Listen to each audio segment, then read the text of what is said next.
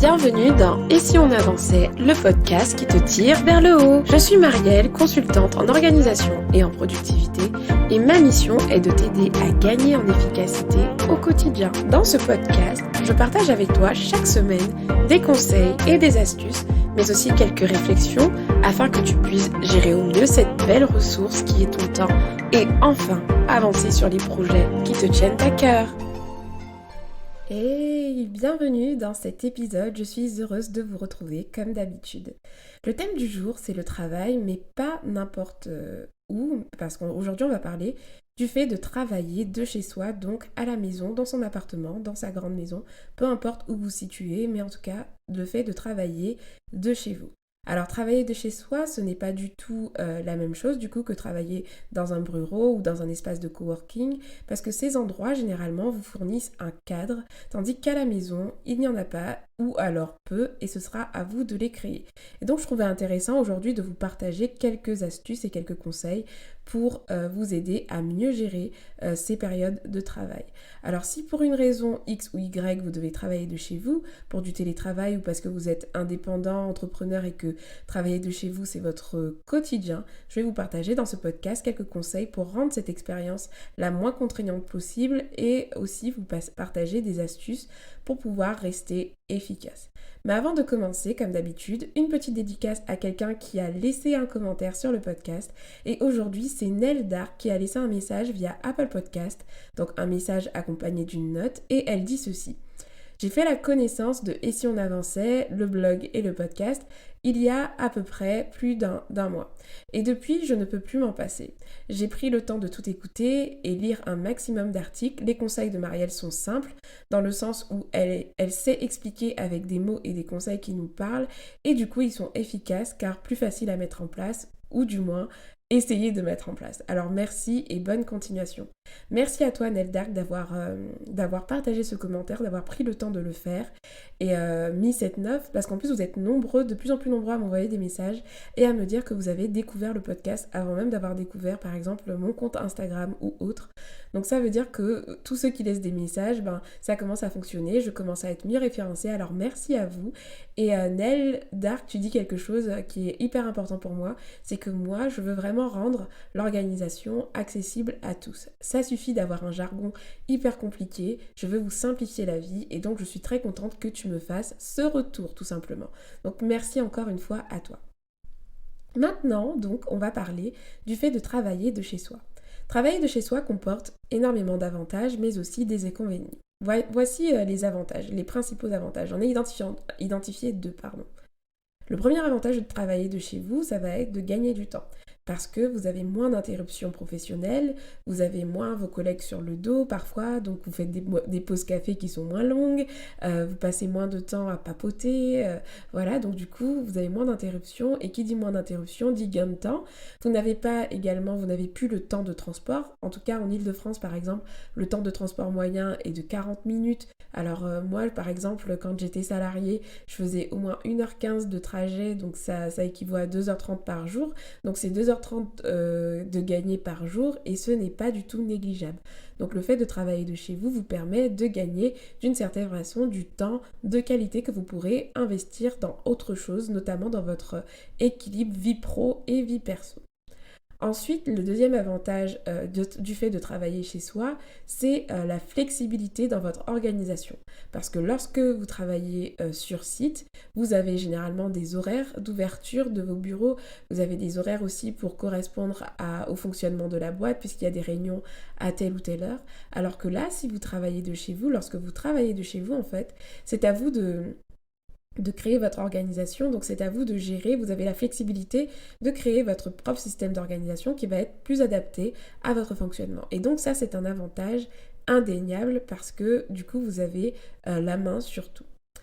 Ensuite, les inconvénients du fait de travailler chez soi. Déjà, vous êtes confronté à beaucoup plus de distractions parce que vous êtes livré à vous-même, vous êtes devant votre ordinateur, la tentation d'aller chercher des informations sur certaines pages web, d'aller sur internet, de naviguer sur son téléphone, de papoter par texto avec ses proches.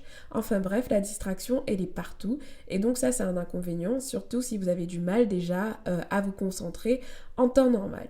Ensuite, l'autre inconvénient que j'identifie par rapport au fait de travailler chez soi, c'est l'isolement.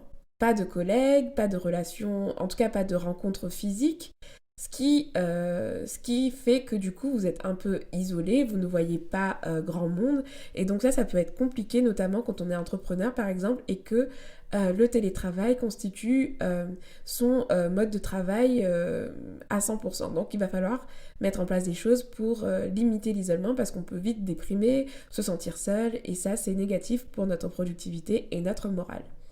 Troisième inconvénient, ça va être la gestion de l'entourage. Si vous habitez avec du monde, si vous avez des colocataires, si vous avez des enfants, si vous avez un conjoint, ça peut être hyper compliqué de gérer tout ça en télétravail et le fait de travailler à la maison parce que les collègues, enfin les colocataires ou le mari ou les enfants n'ont pas forcément la même perception que vous par rapport à votre travail, donc ils ne savent pas voilà quand ils peuvent vous déranger ou pas, donc comme il n'y a pas de limite, c'est pas forcément facile de gérer voilà toutes les interactions que vous pouvez avoir avec eux et ça peut vite devenir insupportable. Et par rapport à tous ces inconvénients, justement, je vous propose dans cet épisode de travailler sur quelques points pour vous aider à mieux vivre vos sessions de travail chez vous, des points simples, des astuces simples à mettre en place qui vont vous aider à mieux gérer voilà, ces moments où vous travaillez de chez vous.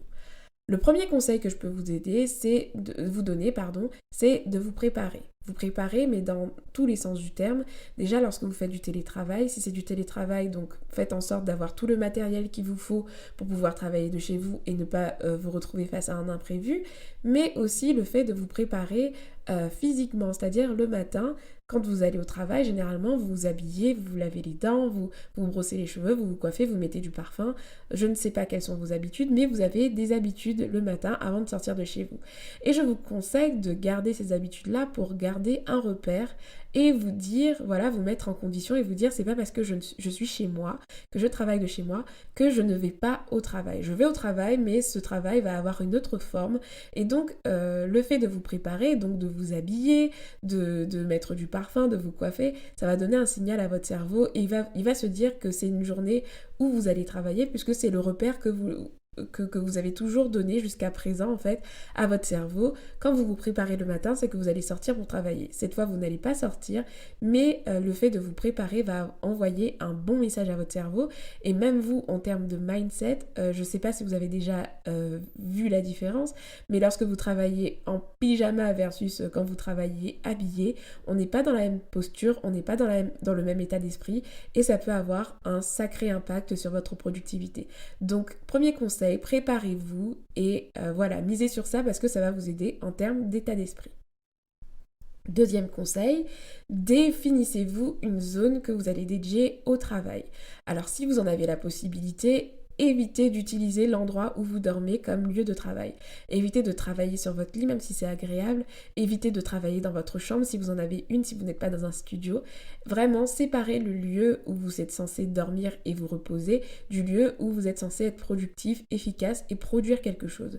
Parce que votre cerveau, en fait, il ne va plus savoir faire la part des choses. Quand il va se retrouver sur le lit, il va avoir envie de travailler et inversement. Donc, pour pouvoir habituer votre corps et habituer votre esprit à se dire quand je suis dans cet endroit-là, je travaille et quand je suis dans cet endroit-là, je suis censée me reposer, il faut lui donner des repères et pour ça, donc je vous conseille de dédier une zone où vous allez juste travailler. C'est-à-dire, vous allez désigner votre table à manger si vous n'avez pas de bureau. Si vous avez un bureau, vraiment définissez votre bureau comme uniquement la zone où vous allez travailler. C'est génial d'avoir un bureau, alors profitez-en.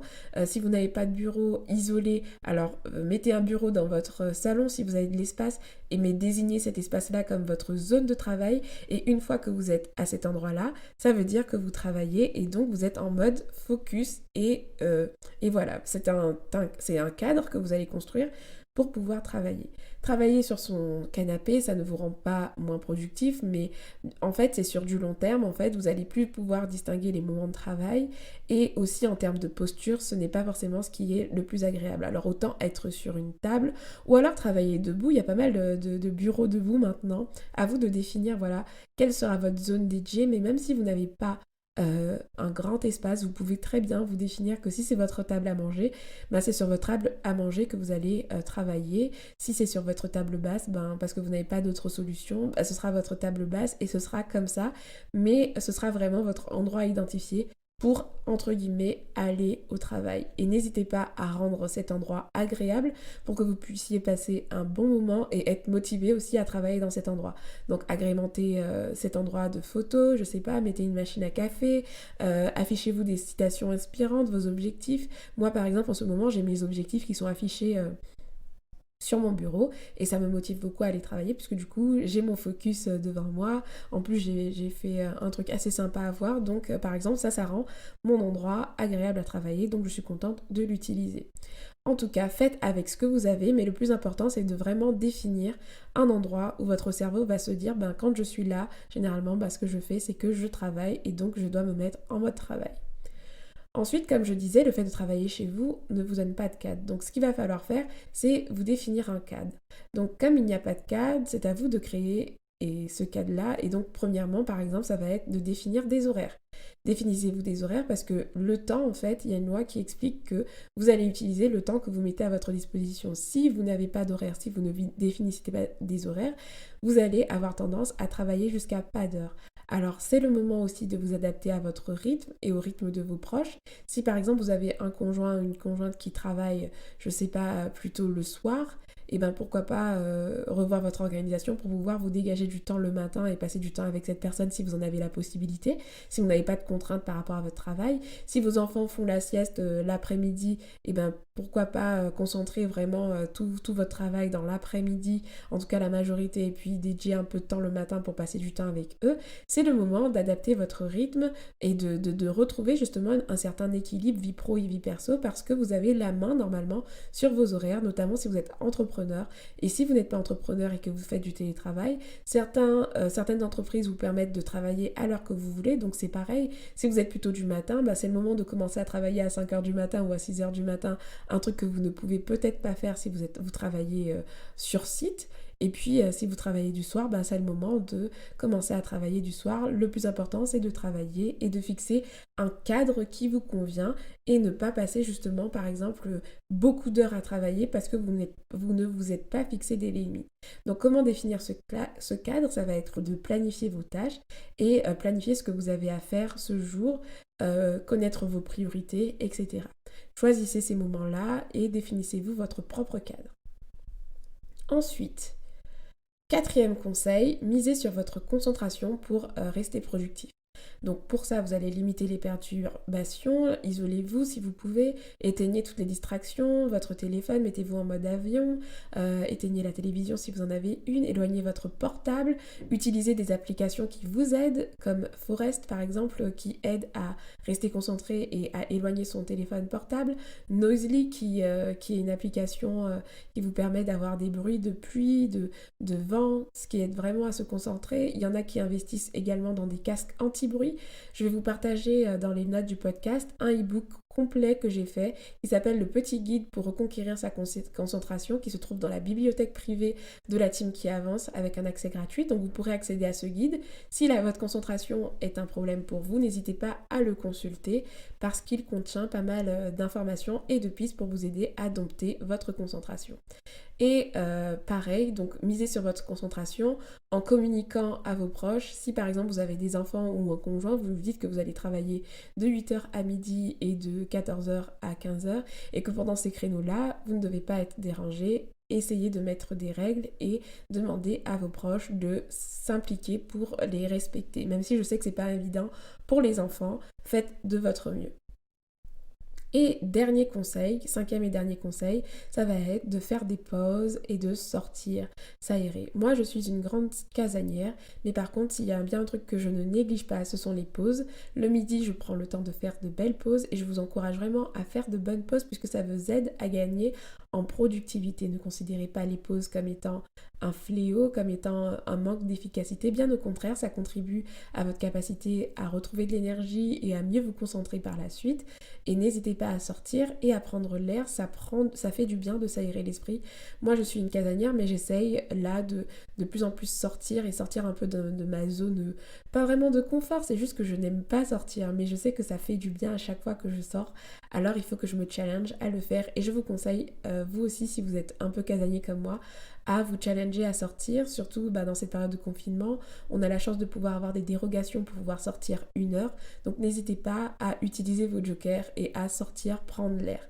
Faites du sport, faites des visioconférences Zoom avec vos collègues. Si vous vous sentez isolé par exemple, vous pouvez faire des pauses café télétravail. Moi c'est un truc que j'avais instauré avec mes collègues parce que je ne les voyais pas et qu'on n'avait pas nécessité à communiquer ensemble. On a mis en place 3 fois par semaine les pauses café télétravail. Tout n'a pas besoin de venir de votre entreprise. Vous pouvez également prendre des initiatives. C'est ce que j'ai fait moi parce que mon entreprise ne proposait pas ça, mais ça nous a vraiment aidé à tenir le coup quand je travaillais et c'était génial. Connectez-vous aussi avec vos business friends si vous êtes entrepreneur. Faites-vous des business friends, essayez de connecter sur Instagram, trouvez des personnes qui sont dans votre thématique et voilà, motivez-vous, échangez avec elles parce que vous traversez sûrement les mêmes difficultés et ça fait du bien. Moi ça me fait énormément de bien d'avoir des rendez-vous avec mes copines de business et puis voilà. Faites des pauses, sortez et juste prenez du temps aussi pour vous aérer l'esprit puisque justement quand on travaille de chez soi, c'est difficile d'être équilibré parce que notre maison où on est censé se reposer et faire ce qu'on a à faire de perso devient le pro et le perso et le fait de s'accorder des pauses et des vrais temps de qualité en dehors du travail et de bien séparer ces 2 moments, ça aide à garder le cap et à mieux vivre du coup le fait de travailler chez soi. Donc voilà, c'était tout pour mes conseils. N'oubliez pas, vous avez accès à la bibliothèque privée et dans cette bibliothèque privée, vous avez accès à 2 guides, un sur la procrastination et l'autre sur la concentration. Je vais vous remettre le lien dans les notes du podcast. Et puis d'ici là, si vous travaillez de chez vous, gardez le cap, tenez bon, appliquez ces petites astuces qui vont vous aider à améliorer tout ça. Mais en tout cas, tenez bon, vous n'êtes pas seul et je vous souhaite vraiment du courage à tous. D'ici là, vraiment, prenez soin de vous et je vous donne rendez-vous la semaine prochaine pour un prochain épisode. Ciao ciao!